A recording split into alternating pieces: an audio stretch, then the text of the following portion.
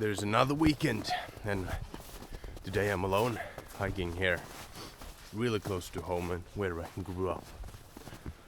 I chose this route today simply because of the weather. It's wet. It's something in between snow and rain coming down. It's about 0 degrees, which means the snow is kind of melting, but still lies down. You can see it's quite wet. Anyways, I'm heading off to a small lake. I've been there before, but not in these weather conditions. Hope it will be not as bad as it can be. Join me, anyways, on this adventure.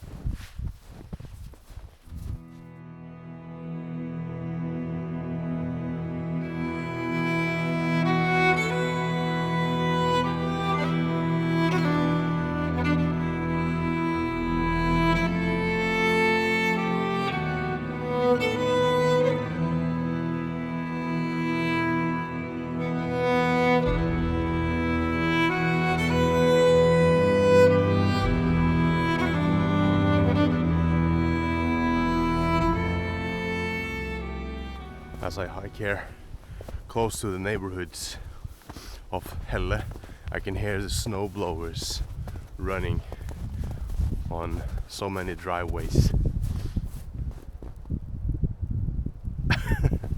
I did start my own at home and did blow quite a bit, but then those braking pins, the last one broke, or the last one I had to spare broke, so I now can't blow anymore. I need one braking pin or two or something before I can start blowing the snow again, which is sad because snow.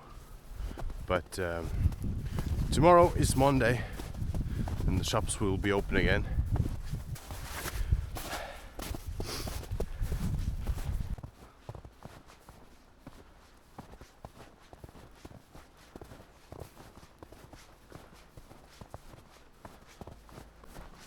It's quite heavy walking in all this snow, even though it's not that much snow. It's wet, and that makes it even more heavy to walk in. So that's probably also a reason why I chose this hike that's not too long and it's in familiar places. What I find kind of strange, or at least is strange to think about, is that landscapes like this are landscapes some of my viewers only will see in the movies and on my channel.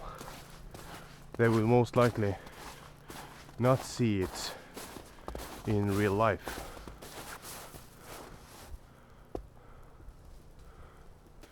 And that's one of the things I like with snow, is that it's bright.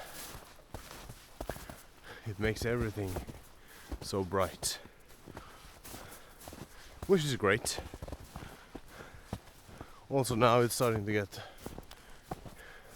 the sun, believe it or not, should be up now, so that helps too.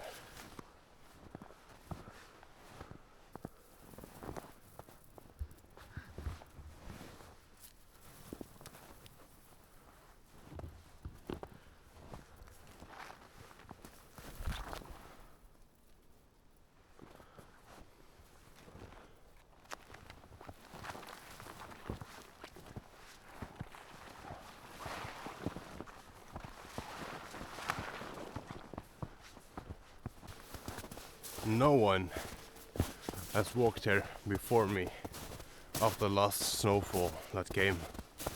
Well, it came yesterday, so it's not that strange. And because of the rain, or rather wet snow, it's not much animals out and about either.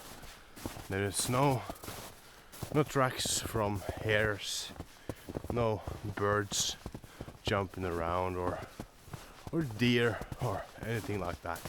They keep still and all that in such weather. It's not just us.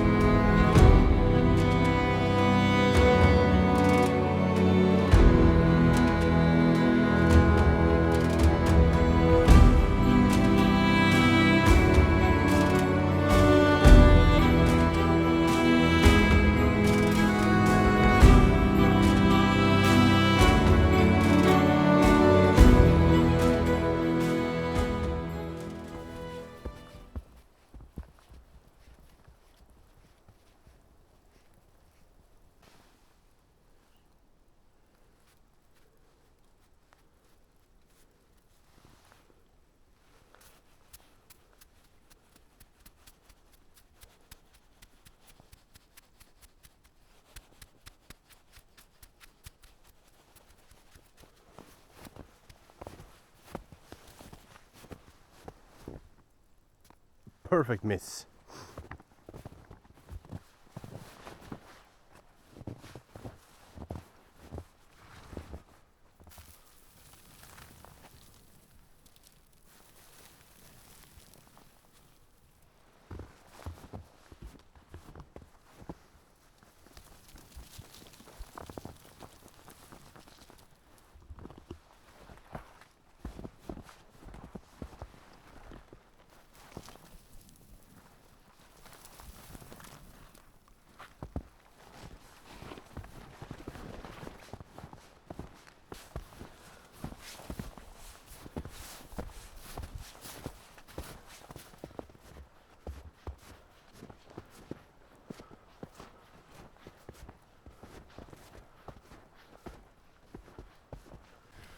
This season that so many of us knows as Christmas is, or at least it can be, a depressing season, a season filled with anxiety, a season filled with stress. And I guess everyone feels at least a bit of at least one of those things. Although Christmas holidays are meant for joy and being together, having a great time with family and friends, it's not like that for everyone. It's most definitely not. Some children have parents or other family members that drink too much, and it's not a bad thing to letting your children know that it's okay to take a glass of wine or a beer, but I don't think it's healthy to let your children see you change just because drinking a beer. For a young child, that can be rather traumatic. So that again means that my father or grandfather or whatever drinks during Christmas, and that makes him different, and I don't like that. So the child becomes anxious about Christmas, and we don't want that, do we? So this is kind of a shout out to everyone to think twice before you take that third glass of wine or that third beer. during the Christmas dinner. It's okay to have fun and to comfort yourself in some ways, but think about your children. Think about them first. Then you can think about yourself later.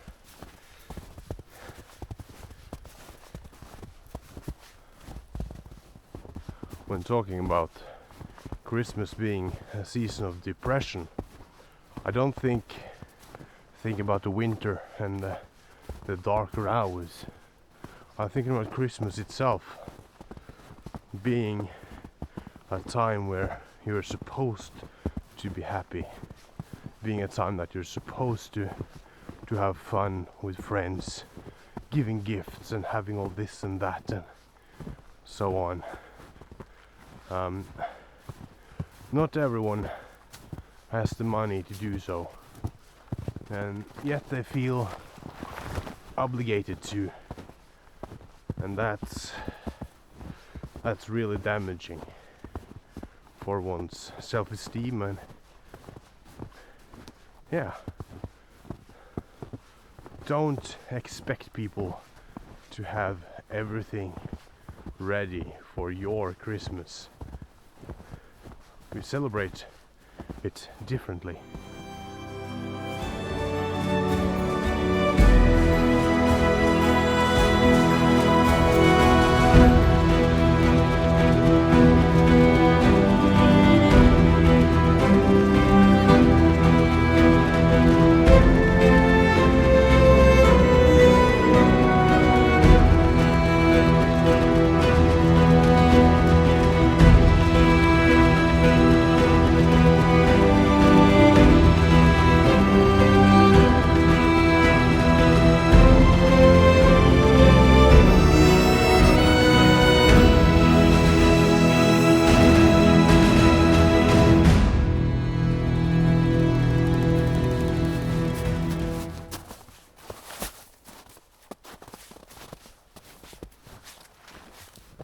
And then we have the Christmas stress about everything should be like this and that before my in-laws come over or my friends come over or whatever. And you stress your mind off the hinges to get everything perfect so that people don't talk about you when you're not around. So that people won't judge you because you didn't have that Santa figure over the fireplace this year as all your friends had. And you don't have the plates your mother-in-law bought 10 years ago.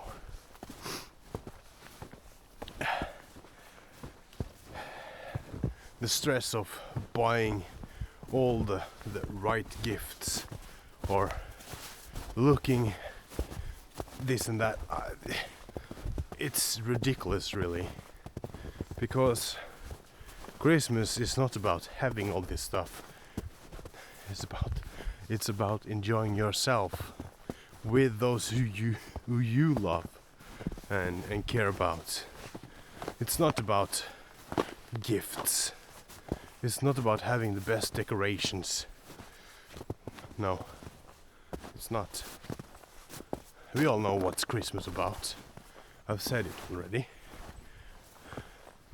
It's about caring for each other and yourself and those whom you love.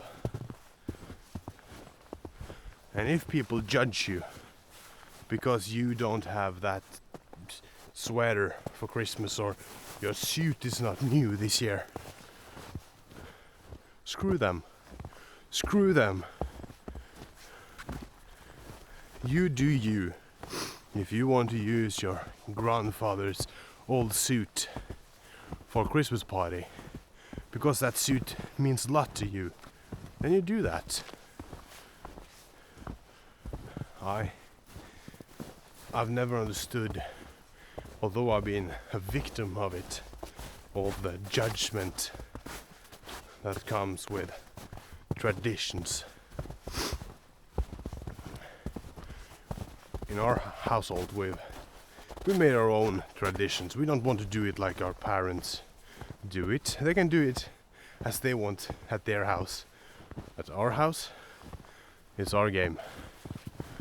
Last year's Christmas, we didn't dress up or anything. It was in pajamas, having just a great dinner with my mother-in-law actually, and enjoying the good food we prepared together, opening presents, especially for the kids, and just having a good time.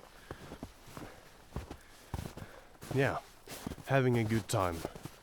That's important.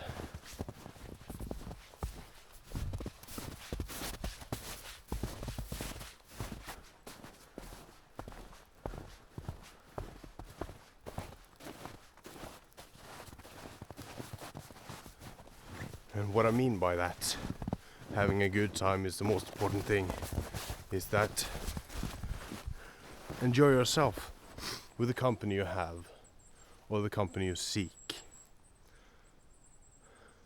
Even the birds agree with me.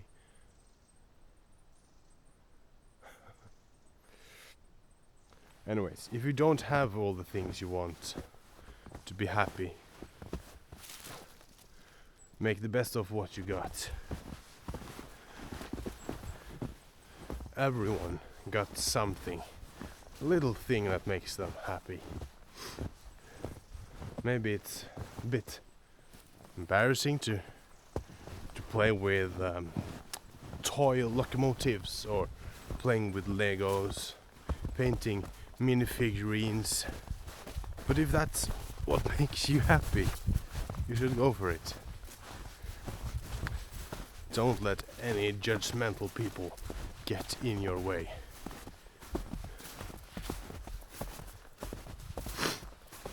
I know it's hard, but to get over that obstacle, then you're free.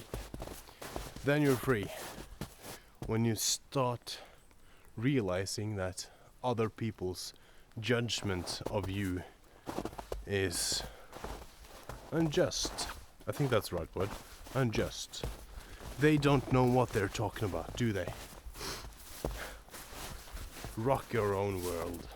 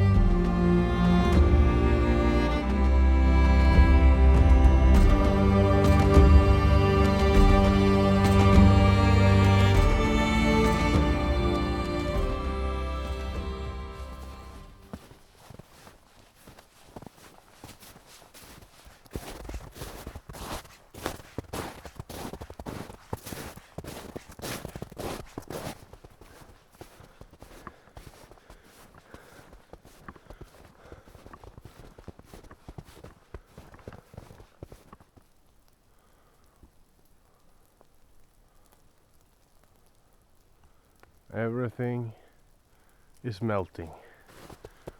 Most of this snow fell yesterday, or in the night to yesterday. And now it's all melting again.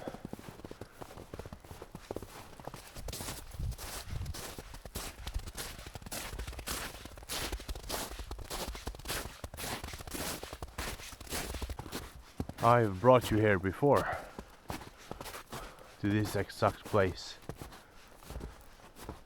It was late summer, starting of fall.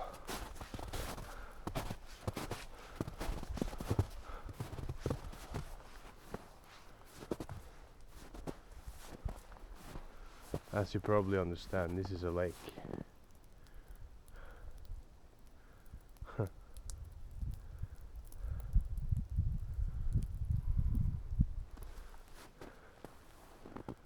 Langkjenn, ladies and gentlemen. Langkjenn.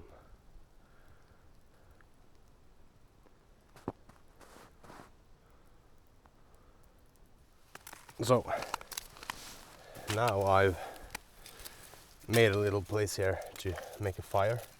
I took some bark off one of the logs that I brought with me, and I'm planning to use that as the bottom of the fire.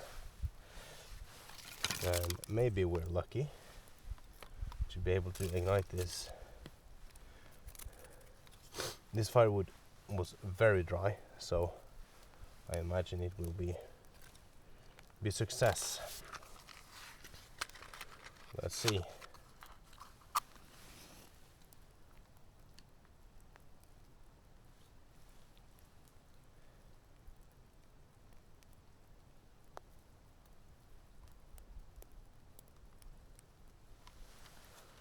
One match. Let's see how long it lasts.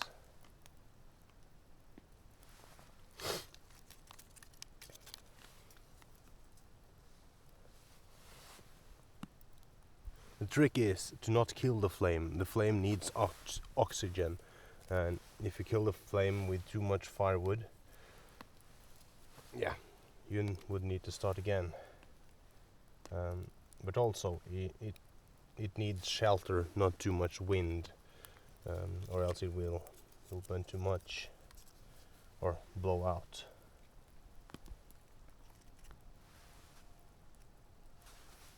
It's Sunday and you can actually hear the church bells.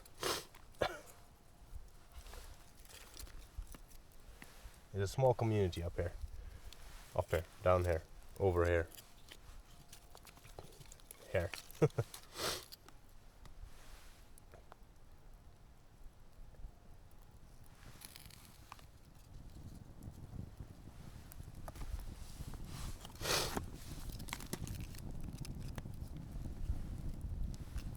I'd rather get this fire bigger so that it doesn't get mangled by the snow falling from the trees on over here.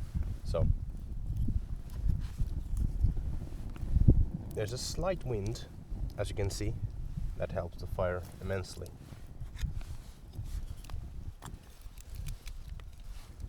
But now I'm melting the snow here, which means it will get moisture down to the fire, which we do not want. So you gotta be tactic and give it enough fuel on the right places.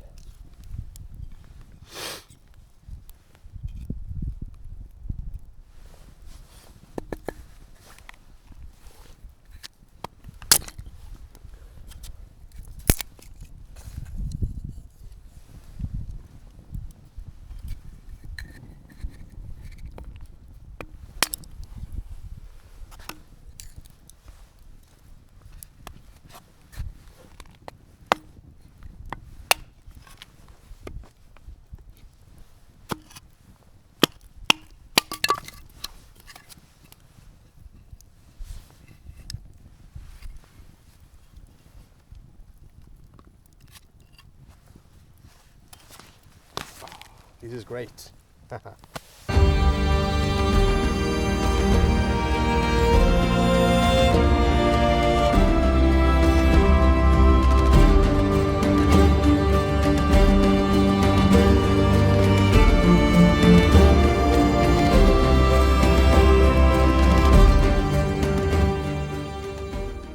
With me, I brought my oatmeal.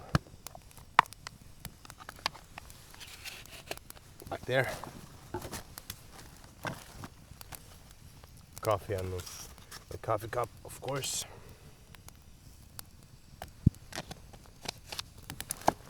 And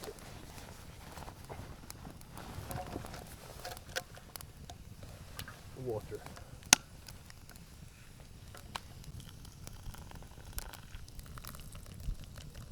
Although the smoke is getting in my eyes and I'm shedding tears, like, yeah, some tragedy should have happened. This is amazing. Oh.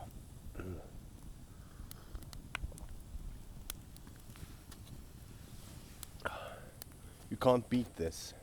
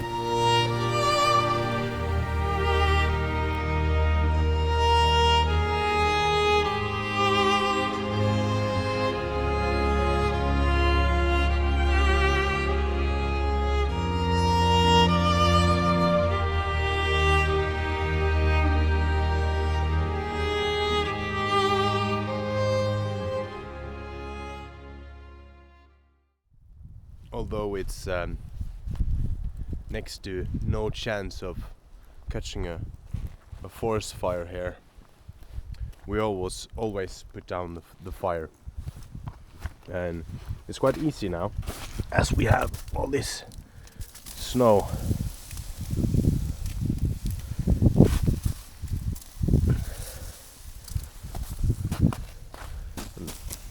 Stomp a little bit.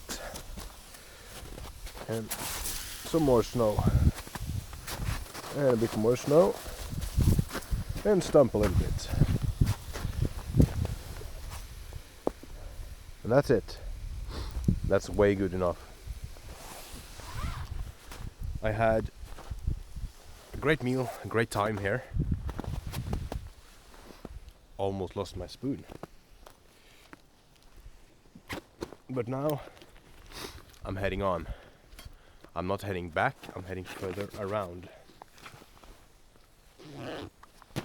Further around indeed. Let's see, I have this map on my phone and I will show you. So now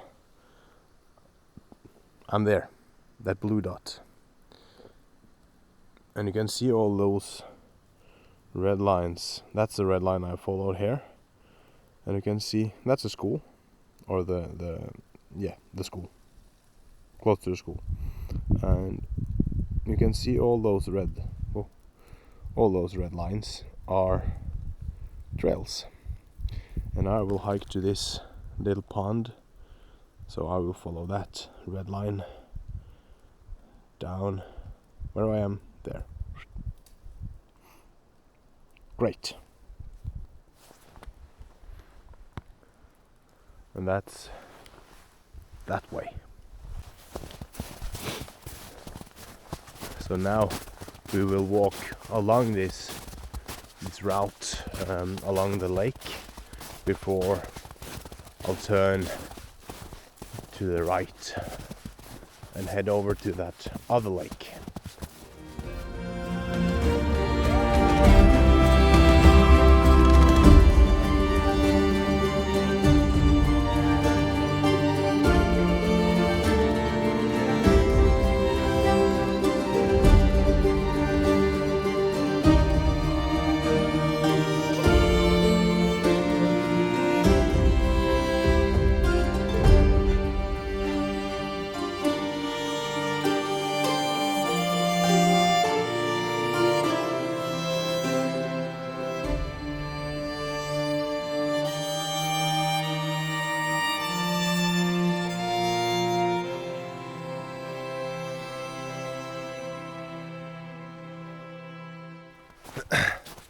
I've gotten a question in the comment section about what to wear when you're hiking in cold weather, and my answer to that is wool.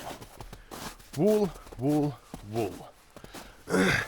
Now it's about 0 degrees, so it's not that cold. But this jacket, it's really thin. It's basically nothing. It's definitely not wool, but as an inner layer, I have this thin wool sweater thing, which is tight. It sits firmly on my body. And then I have this thick wool sweater, Ulvang brand. If you follow cross-country skiing, you know who Vegard Ulvang is. He's a great Norwegian cross-country skier, or maybe it was ski shooting. I have no idea. He did some winter sports skiing, and he has a brand, Ulvang, which is great.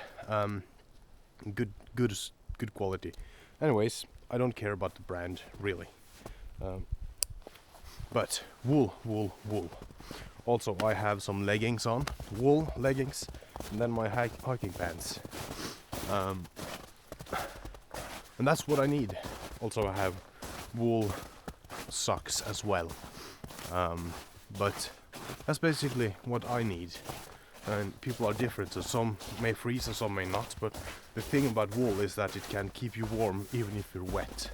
So if you're sweating a lot and you have one of those sports shirts, like transport moisture, they will transport the moisture and kind of keep it there, because the wool won't get as wet, if that makes any sense. So if you have that sports sweater and then you have wool outside of that, you won't breathe. It won't breathe, so it will be wet and it will be cold, I guess. So inner layer wool, and then not wool, or yeah, you get the picture.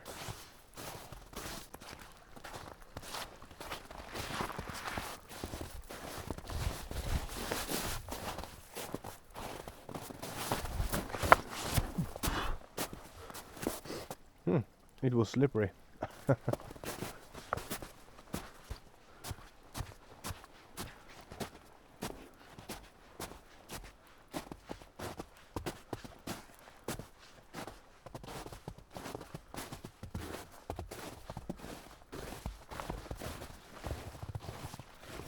You know, after watching some of my videos, that this is my stress relief. Moment. Hiking is my stress relief, my hunt for endorphins and so forth. So you may ask, what's your stress relief during a stressful week? Well, this previous week's has been rather stressful indeed, with birthdays coming up or past now, and my grandfather moving from a 2-story house he has lived in for 46 years to a tiny apartment. There's a lot to do. And then those grandkids gotta help. So I've done some work in his new apartment, as well as helped him move together with some people from my family, like cousins and my mother and so forth. And that's stressful when you have work and kids as well. But how I deal with that is that I'm lucky to have a wife that's understanding. So when I'm tired, I'm allowed to take a break and pop in some music in my ears and sleep for a couple of minutes, half an hour or something. It really helps. And just make a list could help me. Make a list of what to do next what's done and what needs to be done. So yeah. Where'd you go now? I thought it said I should go right, shouldn't I? Check the map. Yeah, this is where I go up there. I don't like December. Too much stuff going on.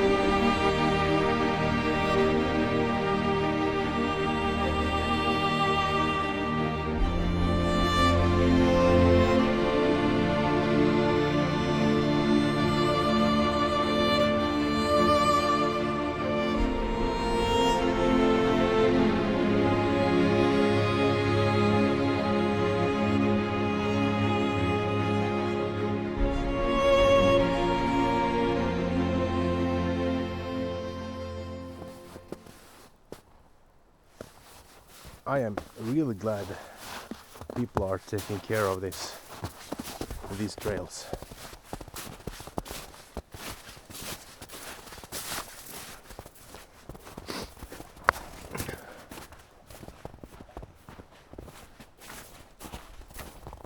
Look,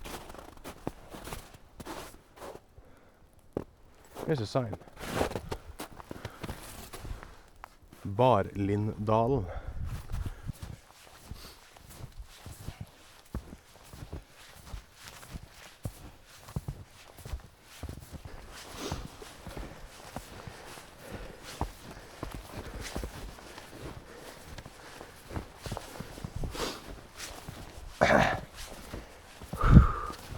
This is heavy work, and if you try to say something else, you can go grab a burger.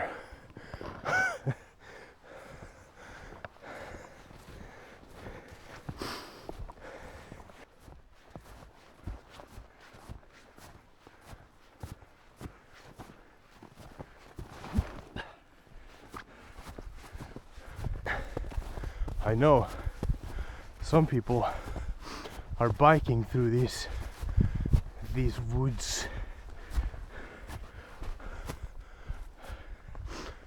Some even in the winter with those fat bikes with the huge tires. And there is the pond.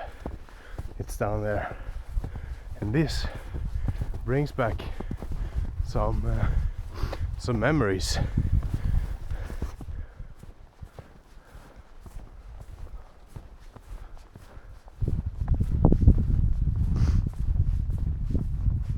The memories from this place is that we actually camped by this pond once. And it was in the summer. We had a tarp that we spun across the path of all places, and then I think we made a fire. I can't remember. It's quite long ago, and we made ourselves some tacos, and it was great. I remember that hike. It was a whole lot of fun.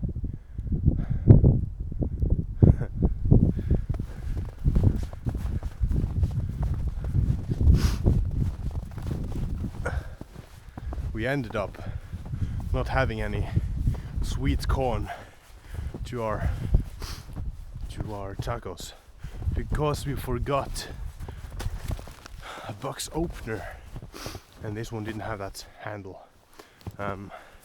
We tried to use the axe, but that didn't go well. So I think out in the pond there is a can of sweet corn. I think this is the place where we camped. These have definitely come in the later years, but we did camp here indeed. We did.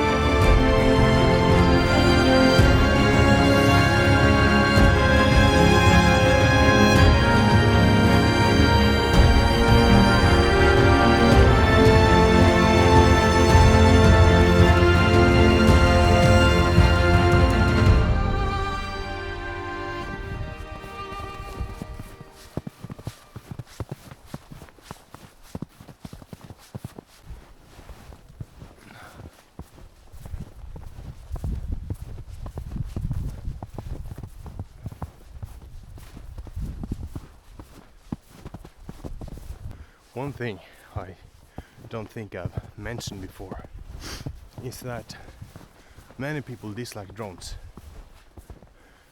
They dislike drones because they're afraid of their image being spread online or whatever. They don't like the drones flying in their faces, and that's very much okay, because that's not allowed to film people without their consent with a drone, at least not here.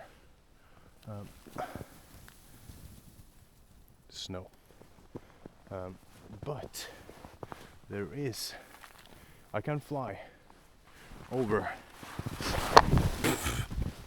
I can fly over your house if my intention is to film not only your house, of course. I'm not filming your house, it just happened to be on the film. That's something else.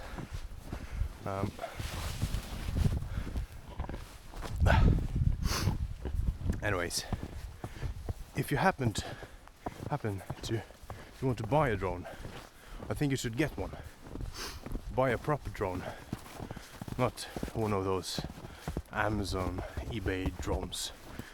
Buy a proper one, and then you register that drone with your national aviation department, or whatever it's called. And maybe they have some courses you need to take, and you take them and you get your certificate. And then when you get that certificate and take the course, you know the rules, and you have a certificate showing that you know the rules, and people can come and say whatever they want, and as long as you're not actually breaking the rules, you're good. People can say and do stuff that they feel are wrong, but I'm not saying to don't care about other people's feelings and meanings, but some people are just saying stuff to to make a fuzz. And that's not all right. I think those are called Karens these days.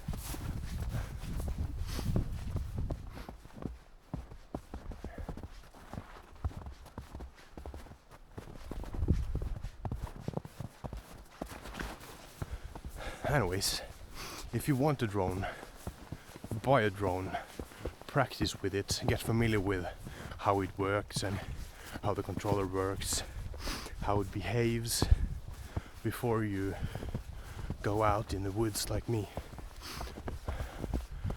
Try to practice in an open field or something like that, just to get a feel of it.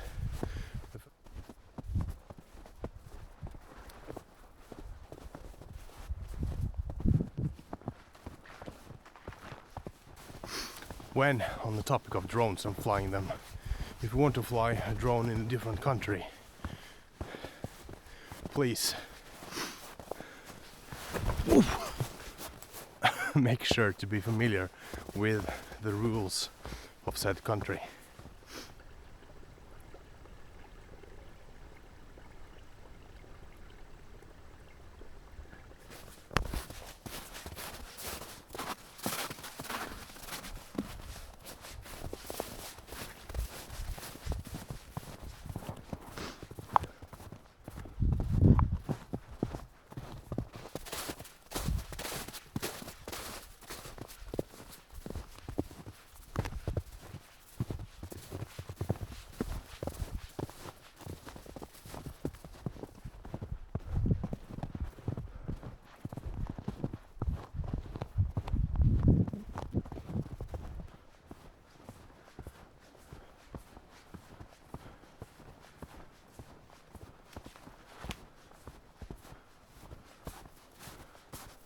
I'm now in the part of the woods where we used to play as kids.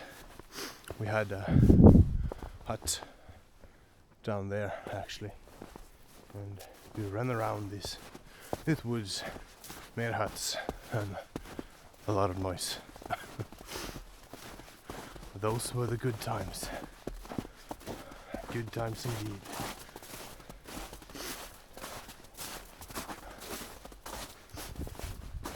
I'm getting to the end of this adventure, and I just wanted to thank you for joining me once again. And if you like this video, please hit that thumbs up button, and if you want to see more like this, the subscribe button and the notification bell are definitely waiting for you. And I guess that's it for this session, or adventure, hike, whatever you want to call it. See you guys next time.